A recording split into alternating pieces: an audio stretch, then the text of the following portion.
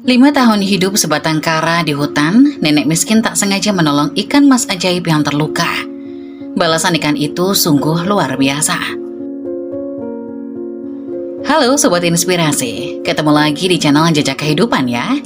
Kali ini ada cerita menarik dari nenek miskin yang menolong ikan mas ajaib. Seperti apa kisahnya? Mari kita simak sama-sama ya.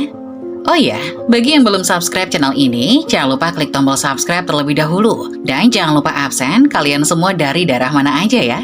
Selamat menonton. Angin subuh berhembus liar, menyusup lewat celah-celah dinding bambu yang membusuk dimakan rayap, membawa hawa dingin yang menusuk langsung ke sumsum tulang. Di sudut gubuk reot berukuran tak lebih dari 3 kali 3 meter itu, tubuh bungkuk nenek Minah meringkuk gemetar di atas tikar pandan yang telah koyak-moyak. Napasnya terengah, mengeluarkan uap tipis di udara beku.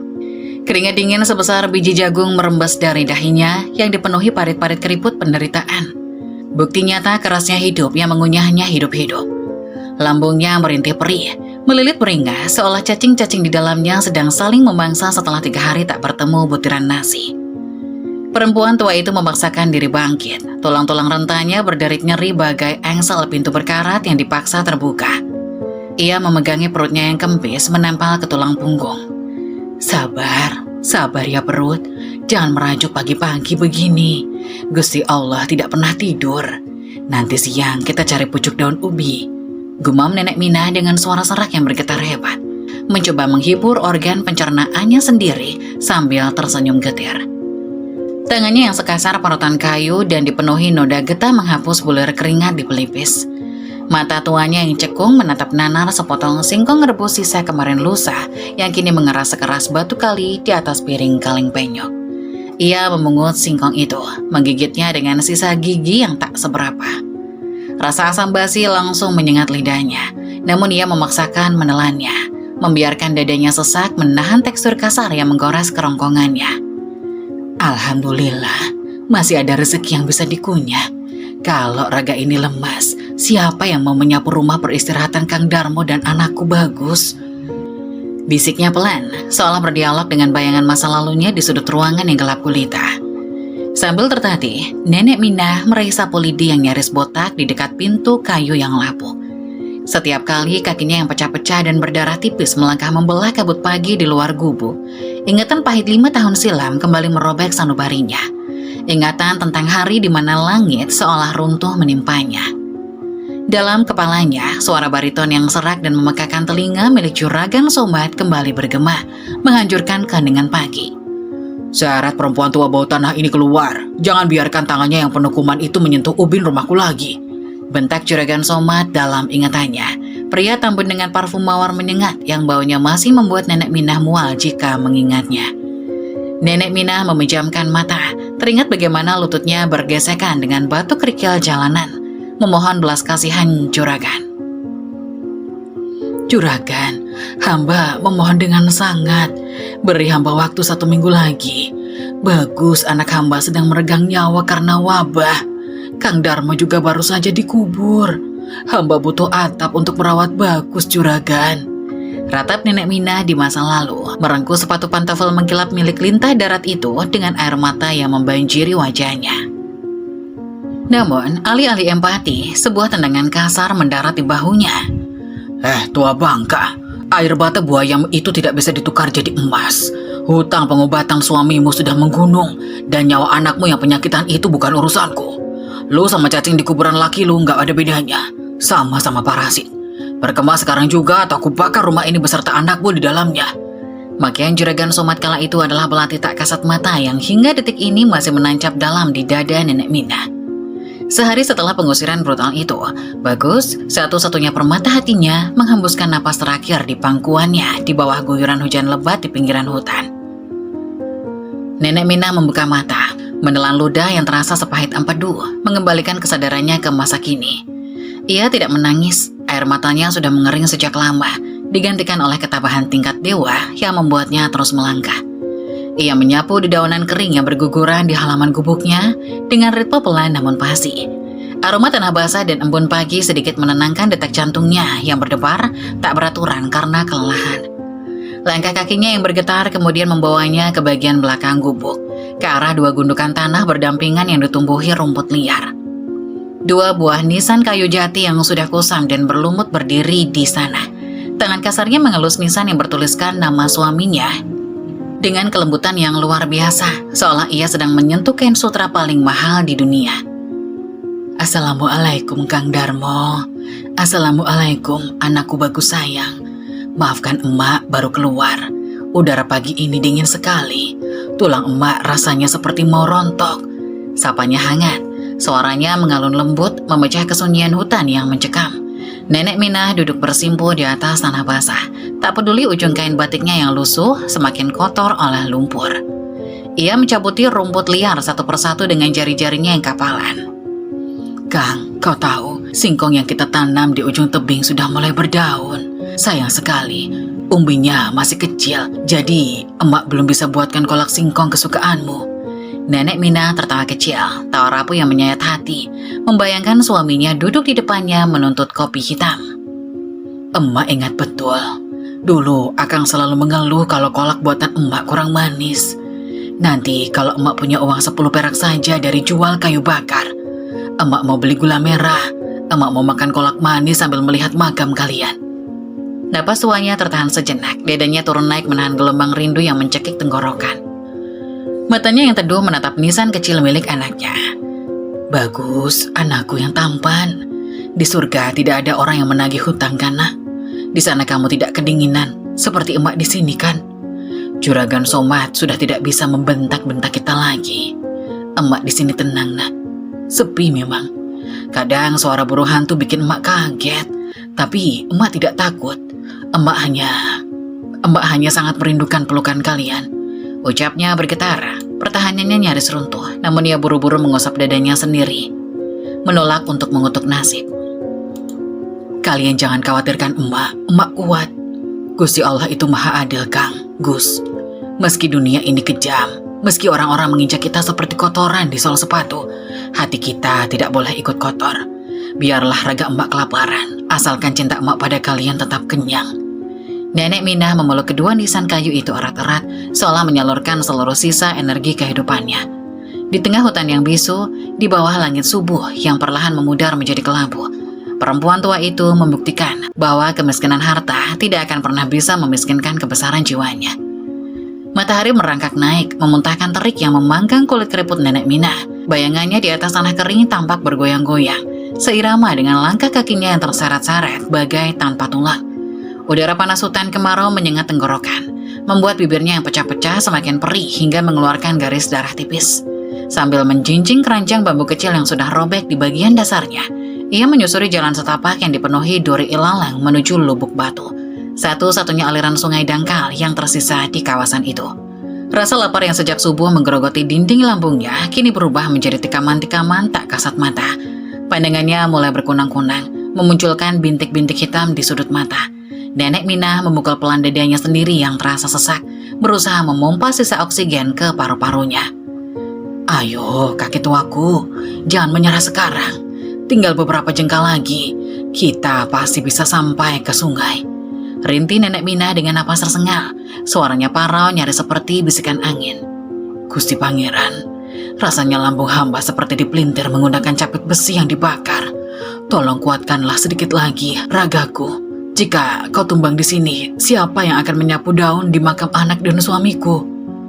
Sesampainya di tepi sungai yang airnya menyusut drastis hingga sebatas mata kaki, Nenek Minah berlutut di atas bebatuan kali yang panas. Tangan kasarnya yang bergetar hebat mulai mengais-ngais lumpur kering dan lumut di balik batu, mencari keong sawah atau kepiting air tawar berukuran kerdil. Namun nihil, kemarau telah mengusir semua kehidupan dari permukaan. Wahai keong kecil, bersembunyi di lubang sebelah mana kalian sayang? Panggil Nenek Minah lirih, mengajak bicara batu-batu sungai dengan tatapan putus asa. Keluarlah sebentar saja, Nak. Emak butuh 3 atau 4 ekor untuk direbus dengan garam. Emak janji tidak akan serakah. Sisanya biarlah hidup untuk berkembang biak. Cacing di perut emak sudah saling menggigit, rasanya perih sekali. Tiba-tiba dari sudut pandangnya yang mulai kabur, sebuah kilauan aneh memantul dari celah batu besar di tengah aliran sungai yang mengering. Pantulan cahaya keemasan itu sangat menyilaukan, mengalahkan terik matahari siang.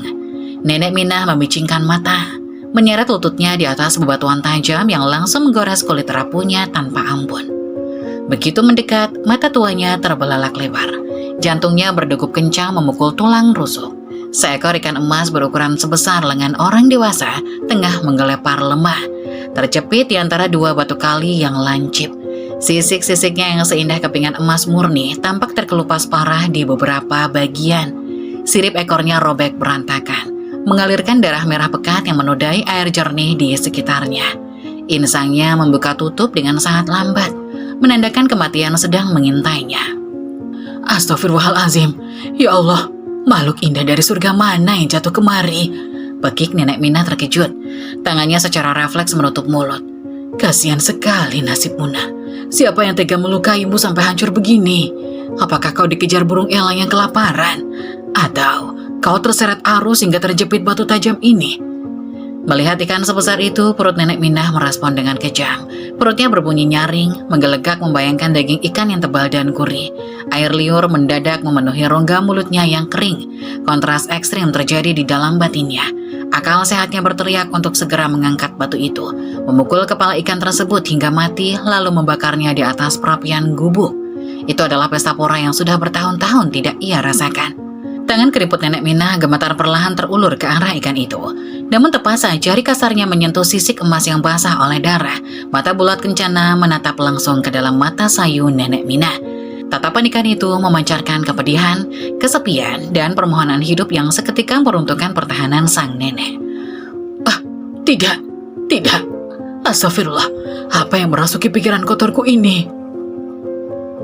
Nenek Minah buru-buru menarik tangannya, menampar pipinya sendiri dengan keras hingga meninggalkan bekas.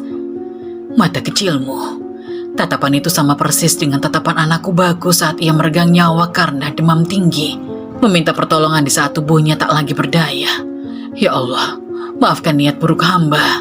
Demi langit dan bumi, aku tak akan menukar nyawamu demi sejengkal ususku yang lapar. Tanpa mempedulikan rasa pusing yang mendera kepalanya bak ditimpa gada besi, Nenek Minah memutar tubuh merangkak tertatih menuju pinggiran tebing sungai. Jari-jarinya yang berdarah mengais dedaunan semak belukar liar mencari daun sirih hutan yang terkenal sebagai obat luka alami. Begitu mendapatkannya, ia langsung memasukkan segenggam daun kotor itu ke dalam mulutnya dan mengunyahnya dengan kuat. Rasa pahit dan sepat yang luar biasa tajam seketika meledak di lidahnya, menghujam lambungnya yang kosong melompong. Perutnya terkontraksi hebat, menolak benda asing yang tak mengandung gizi itu. Nenek Minah tersedak, cairan bening menetes dari matanya menahan mual yang luar biasa. Ia terus mengunyah hingga daun itu hancur menjadi bubur hijau. Tahan Minah, tahan muntahmu. Pahitnya daun ini tidak ada seujung kuku dari penderitaan makhluk kecil ini. Gumamnya dalam hati sambil terbatuk-batuk menahan perih di dada. Ia kembali merangkak ke arah ikan mas yang makin melemah. Dengan kelembutan seorang ibu, Nenek Minah menyingkirkan batu yang menjepit tubuh ikan itu. Ia memuntahkan kunyahan daun pahit tadi ke telapak tangannya, lalu menempelkannya dengan sangat hati-hati pada luka di sirip yang berdarah. Shh, tenang sayang, tenang ya, ini perih sedikit. Emak tahu rasanya pasti sakit sekali, tapi getah daun ini akan menutup lukamu dan menghentikan pendarahannya. Ucap Nenek Minah lembut, meniup-niup luka itu seolah merawat bayi manusia. Jangan takut padaku, emak mungkin gembel kelaparan yang bau tanah, tapi emak bukan pembunuh, emak tidak akan memakanmu nak. Setelah dirasa darahnya berhenti menetes, Nenek Minah mengangkat tubuh licin ikan emas itu dengan kedua tangannya, mendekapnya erat ke dada seolah melindungi harta paling berharga. Ia berjalan terseok-seok menembus aliran sungai ke arah lubuk yang lebih dalam dan teduh di bawah rimbunan pohon beringin. Perlahan ia menurunkan ikan itu ke dalam air yang jernih. Nah, pergilah ke tempat yang airnya sejuk dan dalam. Bersembunyilah di balik akar beringin itu, agar lintah darat berwujud manusia atau elang pembangsa tak bisa menyakitimu lagi. Ujar Nenek Minah tersenyum tulus, melihat ikan emas itu mulai menggerakkan siripnya dan berenang perlahan menjauh, memancarkan kilau emas di bawah permukaan air. Hiduplah yang panjang nak, cepatlah sembuh dan kembalilah ke keluargamu. Begitu ikan itu menghilang dari pandangan, pertahanan fisik Nenek Minah akhirnya runtuh. Ia jatuh terduduk di atas batu sungai, memeluk perut kempisnya yang kini berteriak kesakitan akibat getah daun pahit tadi. Keringat dingin bercucuran deras membasahi dahi, namun di tengah penderitaan fisik yang menyiksanya hingga ke batas kesadaran, Senyum teduh terukir indah di bibir pucatnya. Alhamdulillah, terima kasih Gusti. Biarlah perut reot ini menangis melolong karena kelaparan. Asalkan hati hamba tidak mati lemas tertelan oleh kerakusan. Matahari pagi menyepuh dedaunan hutan dengan warna jingga keemasan. Nenek Minah menjinjing ember bambunya yang bocor, menyusuri jalan setapak menuju lubuk batu untuk mengambil sisa air demi merebus dedaunan liar. Langkahnya gontai, pandangannya mengambur tertutup kabut kelaparan yang semakin menyiksa. Namun saat telapak kakinya yang retak menyentuh genangan air sungai yang sedingin es, sebuah cahaya keemasan yang luar biasa menyilaukan seketika meledak dari dasar lubuk, mengalahkan terang sinar mentari dan membutakan matanya. Cahaya itu berputar membentuk pusaran kecil, menghangatkan pori-pori kulit Nek Minah yang menggigil. Dari balik cahaya itu mengapung sosok ikan emas raksasa dengan sisik yang kini utuh sempurna, memancarkan pendar emas murni yang magis. Astagfirullahaladzim, keajaiban apa ini? Gusti, apakah mataku yang rabun ini sedang dipermainkan oleh iblis hutan? Pekik Nenek Minah terkesiap. Tubuh rentanya jatuh terduduk di atas kerikil tajam. Tangannya gemetar menutupi matanya yang silau oleh aura keemasan tersebut. Sebuah suara yang sangat jernih, berwibawa, namun selembut hembusan angin pagi, mendadak menggema. Suara itu tidak terdengar di telinganya, melainkan langsung menyusup dan bergema di dalam rongga pikirannya. Jangan takut, ibu berhati malaikat. Buka matamu, aku Kencana, penunggu sungai ini yang nyawanya telah kau selamatkan kemari siang. Nenek Minah terbelalak, napasnya tertahan di tenggorokan. Tangannya meremas dada kebayanya yang lusuh. Kamu, ikan kecil yang berdarah itu. Ya Allah, bagaimana bisa kau bicara di dalam kepalaku? Apakah aku sudah mati kelaparan dan berada di alam mimpi? Ucapnya dengan bibir gemetar hebat. Ketulusanmu telah menyembuhkan lukaku, Ibu. Di saat perutmu menjerit minta diisi, kau justru mengunyah dedaunan pahit demi mengobati siripku, mengorbankan dirimu sendiri demi makhluk hina sepertiku. Balas Kencana dengan nada penuh haru. Sirip keemasannya mengibak air dengan anggun. Sebagai gantinya, terimalah sebagian kecil dari rasa terima kasihku. Bawalah ke desa, tukarkan, dan perbaikilah hidupmu yang penuh penderitaan. Bersamaan dengan kalimat itu, Kencana mengibaskan ekornya. Selembar sisik bercahaya terlepas, melayang menari-nari di atas permukaan air, lalu perlahan jatuh tepat di atas telapak tangan Nenek Minah. Saat disentuh kulit manusianya, sisik yang awalnya seringan kapas itu seketika memadat, memberat, dan berubah wujud menjadi sebuah bongkahan emas murni seukuran kepalan tangan bayi. Nenek Minah menangis terseduh-seduh, memeluk bongkahan emas ke dadanya saat bayangan Kencana perlahan memudar dan menghilang di dasar lubuk. Beberapa jam kemudian, debu jalanan mengepul menutupi kaki telanjang Nenek Minah saat ia memasuki hiruk-pikuk pasar desa Karanganyar. Bau keringat asam, getah pinus, dan tanah basah yang menguar dari kebaya kumalnya membuat beberapa pembeli menutup hidung dengan sapu tangan dan menyingkir, seolah ia mengidap penyakit kusta yang menular. Dengan langkah terseret dan tangan gemetar yang menyembunyikan bongkahan emas di balik stanggen perutnya, ia memasuki toko emas Sinar Jaya yang berlantai marmer putih mengkilap. Baru saja ujung jempol kakinya yang kotor menyentuh lantai marmer tersebut, seorang pelayan toko berseragam necis langsung melompat menghadangnya dengan wajah memerah penuh rasa jijik. Gembel bau comberan, mau ngapain kamu masuk ke sini? Lantai ini baru dipel pakai pembersih mahal dari kota. Cepat keluar, jangan kau kotori tempat mewah ini dengan kaki dekilmu itu. Di sini bukan tempat minta-minta. Bentangnya lantang dengan mata melotot. Tangannya mengibas-ngibas di udara mengusir Nenek Minah bagaikan lalat bangkai di keramaian pasar. Nenek Minah menunduk dalam, menelan ludah kepahitan yang sudah mendarah daging dalam hidupnya. Maafkan saya, Den. Saya tidak bermaksud mengotori toko megah ini. Saya tidak mau mengemis. Saya hanya ingin menukarkan benda kecil ini. Ucapnya terbata-bata, suaranya nyaris tenggelam oleh bising pasar. Lalu tangannya yang bergetar keriput perlahan mengeluarkan bongkahan emas murni tersebut dan meletakkannya dengan hati-hati di atas etalase kaca. Mata pelayan arogan itu seketika membelalak lebar nyaris copot. Wajahnya memucat pasi melihat kilo emas murni tak bercelah yang memantulkan cahaya lampu kristal etalase. Sang pemilik toko, seorang pria tua keturunan bersahaja, segera keluar dari ruang belakang karena mendengar keributan. Masya Allah, ini emas murni, kualitas raja-raja. Warnanya solid dan bobotnya sempurna. Dari mana ibu mendapatkan barang selangka dan semahal ini? Tanya sang pemilik toko dengan nada bergetar penuh takjub. Tangannya gemetar saat mengamati bongkahan itu menggunakan kaca pembesar. Itu pemberian Tuhan melalui malaikat bersirip di hutan, Tuhan. Jika Tuan sudi, tolong tukar dengan uang, secukupnya saja. Asal cukup untuk membeli sekantong beras dan gula merah, hamba sudah bersyukur. Jawab Nenek Minah polos. Air matanya menitik mengingat kebaikan Kencana. Sang pemilik toko yang jujur itu menggelengkan kepala kagum, lalu menimbang emas tersebut dan menyerahkan tumpukan uang kertas tebal di dalam sebuah tas kain. Jumlahnya yang bisa digunakan untuk membeli 10 rumah di desa itu. Namun alih-alih memborong baju sutra atau kasur empuk, Nenek Minah justru menyeret langkahnya menuju agen sembako terbesar. Ia memborong berkarung-karung beras kualitas terbaik, gula merah, minyak goreng, dan sayuran segar. Dengan menyewa sebuah gerobak sapi, ia tidak pulang ke gubuknya, melainkan mengarahkan jalannya ke pelataran panti asuhan Kasih Bunda di ujung desa. Tempat anak-anak yatim yang kurang gizi sering menangis kelaparan. Melihat kedatangan gerobak penuh makanan, anak-anak yatim yang berpakaian lusuh itu berlarian menyambutnya dengan sorak-sorai. Nenek Minah jatuh berlutut, menangis terseduh-seduh sambil memeluk mereka satu persatu, menciumi kening mereka dengan penuh kasih sayang. Ayo, anak-anakku, hari ini kita makan enak. Emak bawa beras putih yang wangi, daging ayam, dan gula merah yang banyak buat bikin kolak. Jangan ada lagi perut yang keroncongan dan menangis di malam hari ya. Seru Nenek Minah dengan suara bergetar menahan tangis bahagia. Tangannya dengan cekatan membagikan bungkusan makanan pembuka.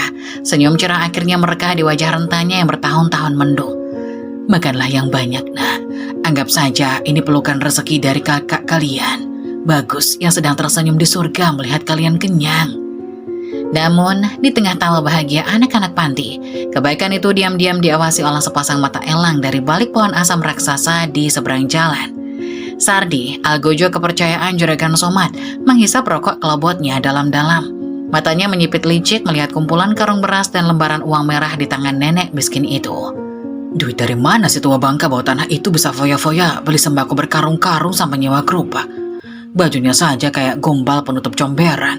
Ini pasti ada yang gak beres. Gumam Sardi penuh kelicikan, bibirnya menyeringai jahat. Juragan Somad harus tahu, pasti ada harta karun yang dia sembunyikan di gubuk reotnya. Kita perasa bisa-bisan si tua ini. Ia melempar putung rokoknya ke tanah, menginjaknya dengan kasar, lalu bergegas berlari menembus keramaian pasar, membawa kabar beracun yang akan memicu badai mengerikan bagi kehidupan Nenek Minah. Malam beranjak turun menyelimuti hutan pinggiran desa dengan pekat yang mencekam. Di dalam gubuk reotnya, Nenek Minah baru saja menyalakan tungku api kecil. Rasa hangat perlahan menjalari ke jari-jarinya yang masih gemetar karena kelelahan. Namun di dada perempuan tua itu, ada bunga-bunga kedamaian yang mekar berseri. Alhamdulillah ya Allah. Raga tua ini rasanya ringan sekali. Membayangkan senyum anak-anak yatim piatu itu menyuap nasi putih yang hangat, sungguh jauh lebih mengenyangkan daripada menyantap 1000 piring hidangan raja. Gumam Nenek Minah pelan. Suaranya bergetar menahan isak tangis haru, sembari mengaduk air mendidih di periuk tanah liatnya. Ia memejamkan mata, merasakan detak jantungnya berirama tenang untuk pertama kalinya dalam 5 tahun terakhir. Benar-benar tidak menyadari bahwa badai neraka sedang berderap menuju pintunya. Tiba-tiba, brak! Pintu bambu lapuk itu hancur berkeping-keping, ditendang dari luar. Suaranya meledak memekakan telinga bak petir yang menyambar tepat di atas ubun-ubun. Nenek Minah terkesiap hebat, jantungnya seolah melompat dari rongga dada. Asap debu mengepul tebal, dan dari balik kegelapan malam muncullah siluet bertubuh tambun yang sangat ia kenali. Tua bangka bawah tanah, berani-beraninya kau main gila di belakangku, ha? Harta sama nyawamu itu cuma seharga ludah gue. Bentak Juragan Somad. Suara baritonnya yang serak dan penuh kesombongan menggelegar menggetarkan dinding gubuk. Langkah sepatu pantofelnya yang mengkilap menginjak kasar sisa-sisa pintu bambu. Sementara aroma parfum mawarnya yang menyengat dan memuakan langsung menyumbat jalan napas Nenek Minah, membuat lambungnya bergejolak mual seketika. Astagfirullahaladzim, Juragan Somad, ada urusan apa Juragan datang ke gubuk reot hamba malam-malam begini? Bisik Nenek Minah terbata-bata. Lutut rentanya langsung lemas, gemetar hebat tak terkendali, hingga ia harus berpegangan pada tiang bambu agar tidak ambruk. Keringat dingin sebesar biji jagung seketika membasahi pelipis dan lehernya. Ketakutan masa lalu kembali meremas tenggorokannya dengan kejam. Jangan pura-pura bodoh kau nenek gembel. Sardi melihatmu dengan mata kepalanya sendiri. Kau memborong beras dan sembako pakai segepok uang merah. Dari mana kasar rendahan sepertimu dapat uang sebanyak itu? Kalau bukan dari mencuri atau menemukan harta karun di tanahku. Ancam Somad dengan urat leher menonjol menahan amarah. Wajah berminyaknya memerah padam. Sementara sepasang mata serakannya menyapu seluruh sudut ruangan yang gelap. Katakan padaku, di mana kau sembunyikan emas itu? Lu sama cacing di kuburan laki lu gak ada bedanya. Sama-sama parasit pembohong. Cepat ngaku sebelum ku cabut nyawamu malam ini juga. Nenek Minah menelan ludah yang terasa sepahit empedu. Dada kirinya berdegup beringas memukul tulang rusuk. Demi Allah juragan, hamba tidak mencuri sekeping pun. Uang itu titipan dari langit. Rezeki dari Gusti Allah untuk hamba. Sedekahkan kepada anak-anak panti. Hamba bersumpah, tak ada harta karun apapun di sini. Ratap Nenek Minah tersengal. Air mata mulai menggenang di pelupuk matanya yang keriput. Ia merapatkan kedua tangannya di dada, berusaha melindungi rahasia tentang Kencana, sang ikan mas ajaib yang telah menyelamatkan kewarasannya. Alah, bacot. Mana ada Tuhan ngasih rezeki ke sampah masyarakat kayak lu. Geledah tempat busuk ini sampai rata dengan tanah, Sardi. Hancurkan semuanya. Kalau perlu, bakar sekalian gubuk ini. Perintah Somad dengan suara melengking diiringi tawa sinis yang mengiris hati. Sardi, sang algojo berbadan tegap, langsung maju mendaratkan tendangan keras ke arah tungku api. Periuk tanah liat berisi air panas itu hancur berantakan. Ampun Den Sardi, ampun. Jangan hancurkan. Hamba mohon, jangan dihancurkan. Hamba mohon. Jerit Nenek Minah saat Sardi mengobrak-abrik tikar pandannya, memecah piring kaleng satu-satunya, dan membuang sisa garam ke atas tanah berlumpur. Pemandangan itu mengiris hati Nenek Minah, namun ia tetap bungkam rapat-rapat, mengunci bibirnya agar identitas Kencana tidak terbongkar. Melihat Nenek Minah yang keras kepala, kesabaran Somad habis. Oh, jadi kau mau jadi pahlawan kesiangan, hah? Seret tua bangka ini keluar, teriak Somad puas. Sardi mencengkram kasar kerah kebaya lusuh Nenek Minah, menyeret tubuh kurus kering itu bagaikan menyeret karung rongsokan, lalu menghempaskannya dengan kejam ke pelataran tanah berlumpur di depan gubuk. Ah, Gusti Pangeran, rintih Nenek Minah tertahan saat bahunya menghantam batu keras. Belum sempat ia menarik napas untuk meredakan nyeri yang merambat ke sumsum tulang belakangnya, sebuah bayangan gelap menutupi wajahnya. Buka mulutmu yang bau bangkai itu, Minah. Dari mana asal emas itu? Siapa yang memberikannya padamu? Teriak Somad sembari mengangkat kaki kanannya, lalu dengan sekuat tenaga menginjak punggung tangan kanan Nenek Minah yang bertumpu di atas lumpur. Terdengar bunyi gemertak tulang pelan yang mengerikan, disusul rasa nyeri yang luar biasa tajam, seolah ribuan jarum ditusukkan tepat di dalam nadinya. Ujung pantofel Somad berputar menekan kulit rentah itu hingga robek, mengalirkan darah segar yang langsung bercampur dengan kotoran tanah hitam. Napas Nenek Minah tersengal bak ditarik paksa dari paru-parunya. Dadanya bergemuruh hebat, menahan sakit yang nyaris membutakan pandangannya.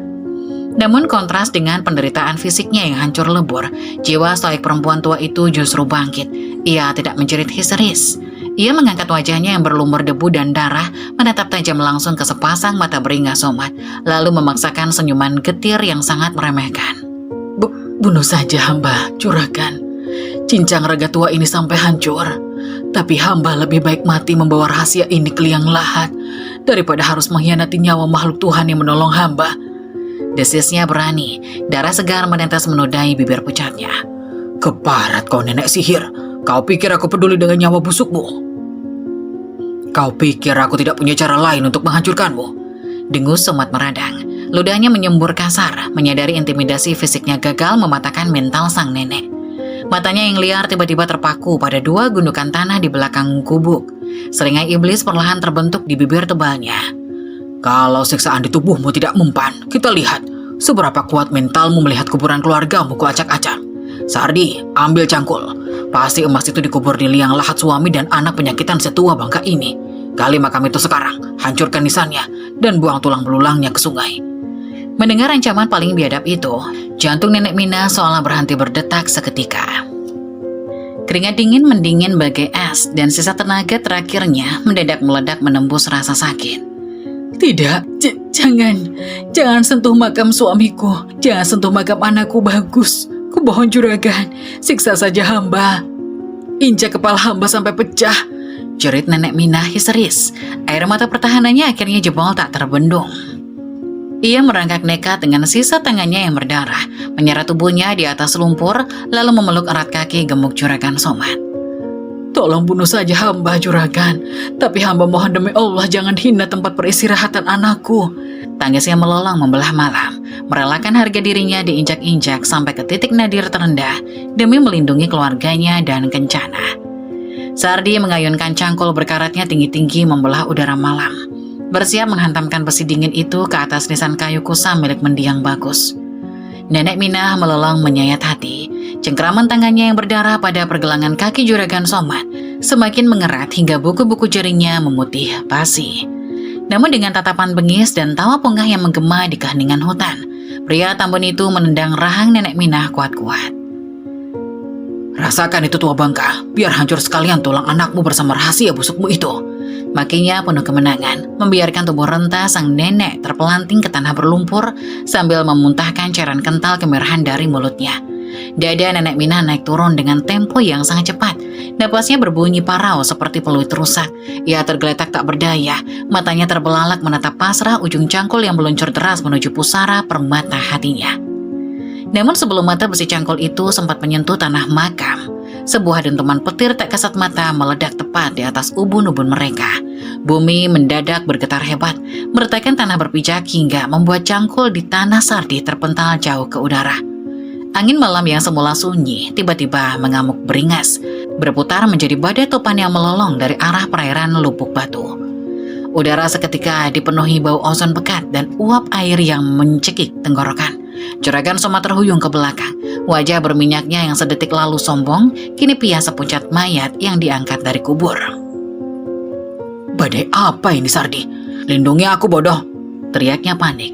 Kedua tangannya dihiasi cincin akik bergetar hebat menutupi wajahnya dari hempasan ranting tajam dan kerikil beringas yang berterbangan bagai peluru. Dari arah lubuk sungai yang mengering, pilar cahaya keemasan meletus menembus pekatnya langit malam, menyilaukan mata hingga terasa menguliti retina. Cahaya itu memproyeksikan siluet ikan emas raksasa beraura emas murni yang melayang anggun di udara, menutupi separuh langit hutan dengan keanggunannya yang absolut. Sisiknya berkilau membutakan, memancarkan gelombang energi yang seketika menguapkan sisa-sisa kesombongan manusia di bawahnya. Sebuah suara bariton yang sangat berwibawa bergema, bukan di telinga, melainkan langsung menghantam tengkorak kepala Somad dan Sardi bak ketukan palu godam. Makhluk serakah hina, kau berani menginjak tangan yang telah menyelamatkan nyawaku? Murka Kencana, sang penunggu sungai, suaranya menggetarkan rongga dada semua yang hadir hingga seluk-beluk pembuluh darah. Hempasan sirip cahaya raksasa itu memicu pusaran angin puting beliung yang langsung menyapu Sardi bagai kapas kotor, melemparkannya menjerit histeris masuk ke dalam rimbunan semak belukar berduri tajam. Di bawah cahaya yang membutakan, Juragan Somad jatuh berlutut. Celana bahan mahalnya seketika basah kuyup oleh air kencing yang mengalir deras menuruni kakinya yang gemetar parah tak terkendali. Ampun penunggu, saya buta, saya salah, jangan bunuh saya mohon. Ratap lintah darah itu, menangis meraung-raung, merelakan harga dirinya hancur lebur. Ia merangkak mundur seperti cacing kepanasan. Tepat sebelum badai itu mengangkat tubuh gempalnya dan menghempaskannya belasan meter, hingga wajahnya tersungkur menancap ke dalam kubangan kotor lumpur babi hutan di dekat tebing. Karma instan melumat habis kesombongannya malam itu juga. Setelah para perusak itu lari terbirit-birit menembus hutan dengan tubuh babak belur, badai lekas mereda secepat kedatangannya. Cahaya menyilaukan itu surut, meredup menjadi pendar keemasan hangat yang turun perlahan menyelimuti tubuh Nenek Minah yang terkapar lemah. Rasa nyeri di tulang-tulangnya sirna seketika, digantikan hawa sejuk yang mengalir deras, menyembuhkan memar dan luka robek di tangannya. Kencana menatap teduh perempuan tua itu dari udara. Ibu berhati malaikat, kau rela disiksa dan membiarkan darahmu tumpah demi melindungi wujud rapuhku. Kesetiaanmu pada kemanusiaan tiada tandingannya. Sebagai balasannya, pejamkan matamu sekarang. Aku akan mengubah gubuk reot ini menjadi istana emas murni yang tak akan habis kau nikmati hingga 7 turunanmu. Tawar sang malaikat bersirip dengan suara selembut hembusan angin surga. Nenek Minah perlahan bangkit, merapikan kebayanya yang koyak, lalu duduk bersimpuh di atas tanah. Alih-alih melompat kegirangan membayangkan tumpukan perhiasan, perempuan yang wajahnya dipenuhi gurat penderitaan ekstrim itu justru tersenyum sangat tipis. Matanya memancarkan ketenangan lautan yang dalam. Terima kasih tak terhingga atas kebaikanmu, Tuan Kencana. Tapi apalah arti istana megah bertahtakan permata jika raga tua ini harus mendiaminya sendirian di tengah hutan? Balasnya lembut, suaranya tak lagi bergetar oleh ketakutan kelaparan. Hamba tidak butuh emas sebesar gunung. Harta terbesar bagi orang tua bangka berbau tanah sepertiku hanyalah tawa keluarga yang bisa kupeluk sebelum napasku berhenti. Kencana meneteskan sebulir air mata mutiara yang berdentang saat jatuh ke tanah, terharu akan ketulusan yang benar-benar kebal dari racun ketamakan duniawi. Keinginanmu telah dijawab oleh semesta, Ibu. Bisik Kencana, tersenyum agung sebelum akhirnya memudar perlahan menjadi ribuan serpihan cahaya kunang-kunang yang terbang kembali membelah kegelapan menuju sungai. Tepat saat keheningan kembali memeluk hutan yang bisu, sayup-sayup terdengar derap langkah kaki bersaut-sautan mendekat. Dari balik semak-semak jalan setapak, puluhan obor bambu menyala terang benderang menerangi malam. Nenek Minah terkesiap mundur. Rombongan warga desa Karanganyar dipimpin oleh kepala desa dan diiringi anak-anak panti asuhan Kasih Bunda datang berbondong-bondong membawa lembaran papan kayu jati, anyaman bambu baru, dan keranjang-keranjang penuh makanan hangat. "Nenek Minah, nenek tidak apa-apa," teriak seorang anak panti perempuan berlari ke depan, menabrakkan tubuh mungil dan memeluk erat pinggang sang nenek. Anak-anak lain lekas berhamburan, mendekat Nenek Minah dengan derai air mata kerinduan seolah memeluk ibu kandung mereka sendiri. "Kami dengar si Somat Lintah Darat itu mau merusak rumah nenek. Kami dengar si Somat Lintah Darat itu mau merusak rumah nenek. Si Somat sudah kena kualat, Nek. Gudang beras hasil rampasannya di desa tadi tiba-tiba hangus terbakar di sambar petir. Sekarang dia kabur jadi buronan warga," seru salah satu pemuda yang memanggul palu yang besar. Wajahnya memancarkan kelegaan yang luar biasa. Kepala desa melangkah maju, memegang kedua bahu Nenek Minah dengan hormat. "Mulai malam ini, kami tidak akan membiarkan nenek hidup kelaparan sendirian lagi di hutan. Kami akan membangun ulang rumah nenek, dan kami yang akan menjaga makam Paman Darmo serta Kak Bagus setiap hari." Bibir pucat Nenek Minah bergetar hebat tak tertahankan. Air mata yang selama 5 tahun ia bendung rapat-rapat, air mata kepahitan dan kesepian yang menyiksa hatinya, kini luruh deras membasahi keriput pipinya sebagai tangisan kebahagiaan sejati. Di bawah cahaya obor yang hangat, dikelilingi oleh tawa ceria dan pelukan tulus tubuh-tubuh kecil keluarga barunya, raga tuanya tak lagi merasa kedinginan. Kemarau panjang di ujung hutan itu telah usai, lunas dibayar tuntas. Kebaikan yang ia tanam dalam kelaparan paling ekstrim, kini telah tumbuh menjadi pelindung kokoh yang akan menyelimutinya dengan kehangatan hingga akhir hayat. Tamat. Itu dia akhir kisah berjudul Ikan Mas Ajaib. 5 tahun hidup sebatang kara di hutan, nenek miskin tak sengaja menolong ikan mas ajaib yang terluka. Balasan ikan itu sungguh luar biasa. Semoga dari kisah ini kita bisa mengambil banyak hikmah dan inspirasi untuk kehidupan kita. Terima kasih untuk Sobat Inspirasi yang sudah menyimak kisah ini hingga akhir. Klik tombol like kalau kamu suka kisahnya. Jangan lupa subscribe channel ini dan nyalakan lonceng notifikasi agar kamu tidak ketinggalan kisah-kisah menarik selanjutnya. Terima kasih dan sampai jumpa.